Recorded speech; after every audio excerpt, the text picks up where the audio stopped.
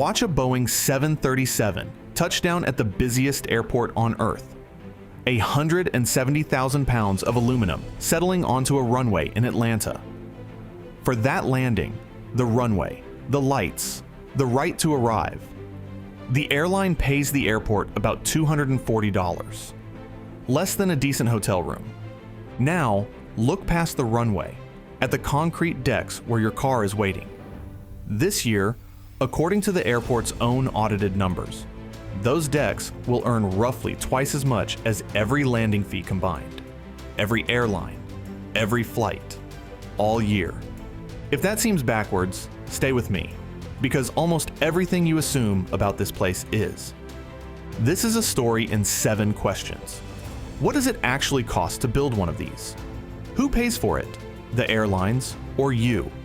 Why do you never walk straight to your gate? Why does the coffee cost $7? What earns more, the runways or the parking garage? Who works here? And who signs their paychecks? And the last one, the strangest one, the most expensive thing at an airport, is not even in it.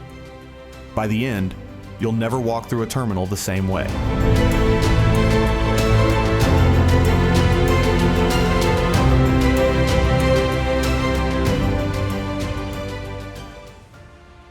Question 1. What does it cost to build an airport? Before the price tag, you need the size of the thing, because an airport isn't a building. Hartsfield-Jackson Atlanta moved about 106 million passengers in 2025, more than anywhere else on the planet, a title it has held for most of 3 decades. More than 63,000 people work inside the fence, by the airport's own count, making it the largest employer in the entire state of Georgia. It runs its own fire department, over 200 sworn firefighters, and its own police precinct. And Atlanta is only the front of the pack. America's Big Five: Atlanta, Dallas-Fort Worth, Chicago O'Hare, Denver, Los Angeles, each moved between 73 and 106 million travelers in 2025. Across the country, about 500 airports handled more than 900 million travelers last year. And here's a strange piece of paperwork.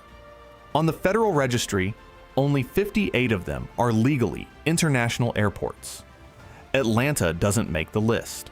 Neither does JFK. The giant hubs operate under a different rule. Every international arrival lands by government permission. Cities this size are staggeringly expensive to build. When New York rebuilt a single terminal at LaGuardia, one terminal, 35 gates, the bill came to $4 billion. The new Terminal 1, rising at JFK, $9.5 billion.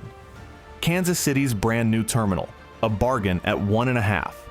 And the last time America built a major airport from nothing, Denver in 1995, it cost nearly $5 billion in 90s money.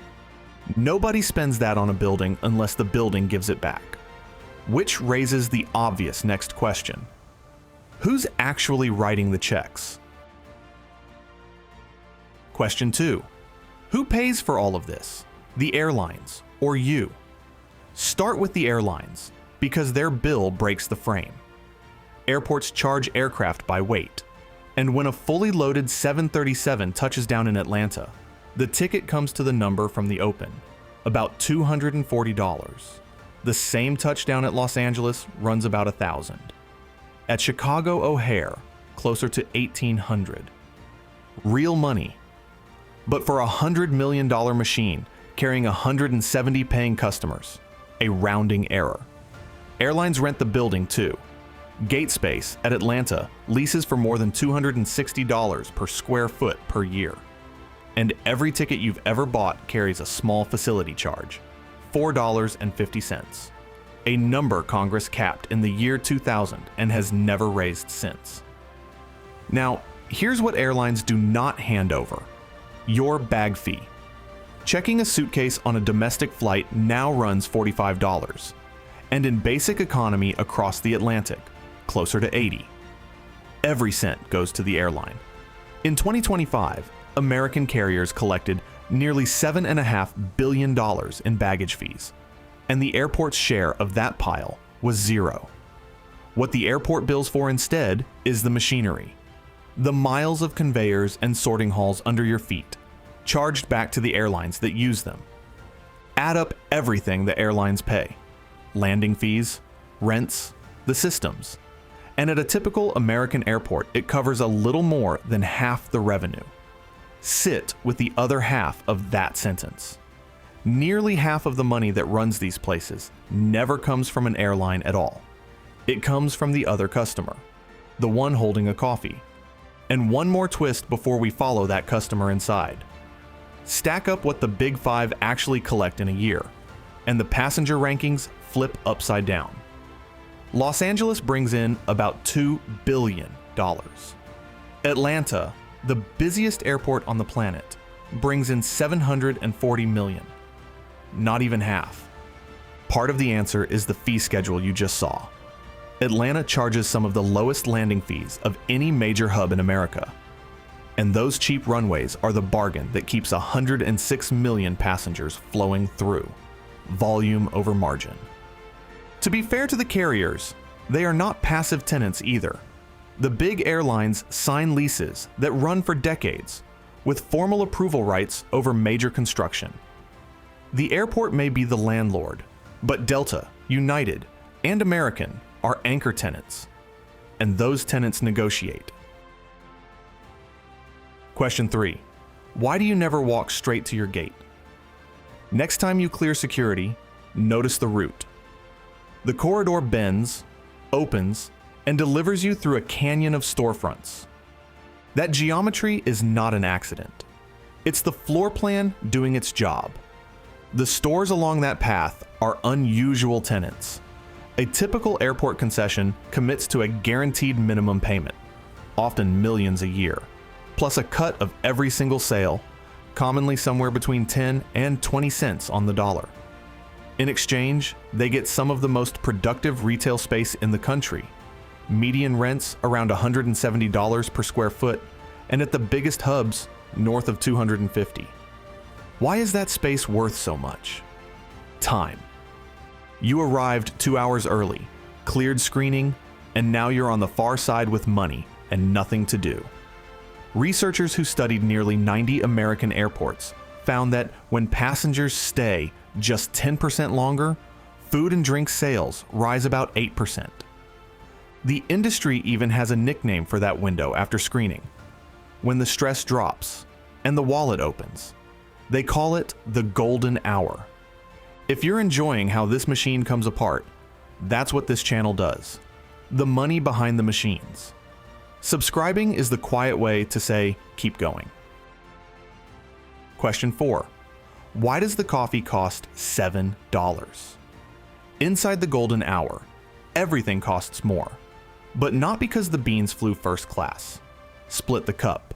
The ingredients cost what they cost downtown. The labor, roughly the same. What changed is the address.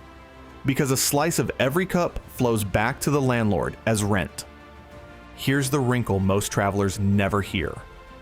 At most large American airports, those prices are actually regulated.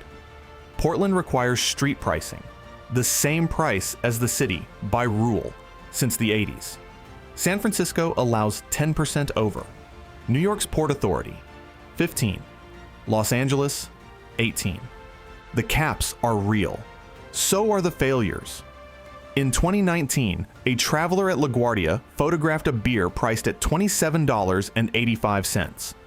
The photo went viral, and the Port Authority audited every concession in its airports. The rules got tighter because one passenger looked at a menu and did the math.